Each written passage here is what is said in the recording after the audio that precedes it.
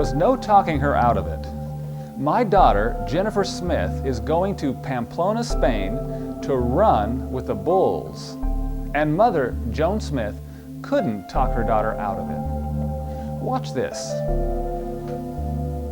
The excitement is continuing to build as we get set for the live running of the bulls. Craig Hummer along with Jerry Bernardo. And Jerry, last year, you were here. We talked earlier about those injuries to the Americans and how they made headlines. You interviewed both Jennifer Smith and James Skiff. Tell us a little bit about what that was like, number one, but number two, what they were thinking at the time.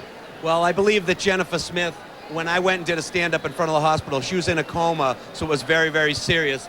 Well, it's something that you should pay attention to if you ever think of doing the run of the bulls. Let's hear from Jennifer. No one ever thinks that it would happen to them. Out of all those people running, the bull's going to find me. Like I said, it still doesn't seem real that it actually happened. I thank God every day that I'm here. I was very adamant about running. I've skydived a couple of times, so I'm always looking for that adrenaline rush, and I figured what else, what could top that by running with the bulls, so that's why I ran. I asked her, I said, please, don't do this. I said, I'd rather have you, not run with the bulls. We went there to run, and no one was talking us out of it, so, just waiting in the chute, I just remember my heart's pounding and just excited, really, more than nervous. We just wanted to go, and I thought really we would run and not see the bulls at all, make it into the stadium before they even caught up with us, but unfortunately that didn't happen. Well, a heartfelt story, certainly, Jerry, and I think it's an understatement to say that she's very lucky.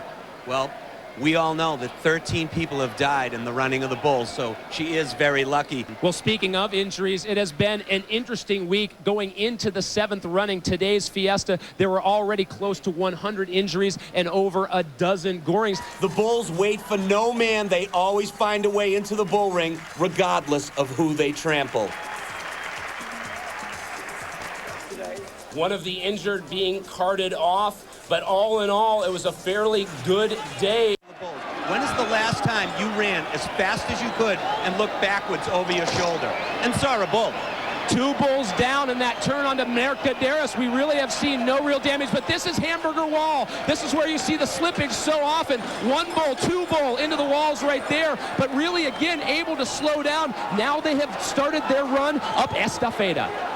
It's so dangerous here in Pamplona that the town hall actually printed a town hall guide to the running of bulls. There's rules, but right here, rule number 6, to enter the route in a state of drunkenness. I think there's a little bit of rule breaking going on there. I'm going to have to check. Well, right behind us now, they're down in the bull ring with the baby bulls, and the fun has just begun because the baby bulls, they want a piece of the action too.